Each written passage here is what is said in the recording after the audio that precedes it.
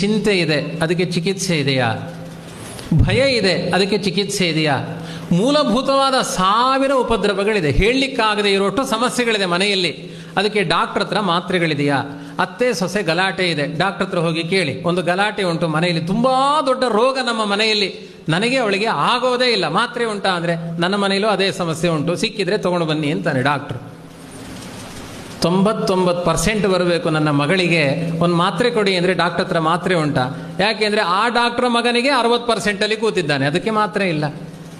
ಅಜ್ಞಾನಕ್ಕೆ ಮಾತ್ರೆ ಇಲ್ಲ, ಭಯಕ್ಕೆ ಮಾತ್ರೆ ಇಲ್ಲ, ಚಿಂತೆಗೆ ಮಾತ್ರೆ ಇಲ್ಲ, ನೂರಾರು ನಮ್ಮ ಕರ್ಮ ಬಂಧನಗಳಿಗೆ ಮಾತ್ರೆ ಇಲ್ಲ, ನೂರಾರು ರೋಗಗಳಿಗೆ ಮಾತ್ರೆ ಇಲ್ಲ. ಅದಕ್ಕೆಲ್ಲ ನಿಮಗೆ ಚಿಕಿತ್ಸೆ ಬೇಕಾ? ಬೆಳಿಗ್ಗೆ ಎದ್ದು 100 ಬಾರಿ ನಾರಾಯಣ ನಾರಾಯಣ ನಾರಾಯಣ ನಾರಾಯಣ ಅಂತ 100 ಬಾರಿ ಹೇಳಿ. ನಿಮ್ಮ ಬದುಕಿನ ಎಲ್ಲ ರೋಗಗಳು ಪರಿಹಾರ ಆಗಲಿಲ್ಲ ಅಂದರೆ ಕೇಳಿ ಅಂತ ಚಾಲೆಂಜ್ ಮಾಡ್ತಾರೆ ಈ ಮಣ್ಣಿನ ಮಧ್ವಾಚಾರ್ಯರು.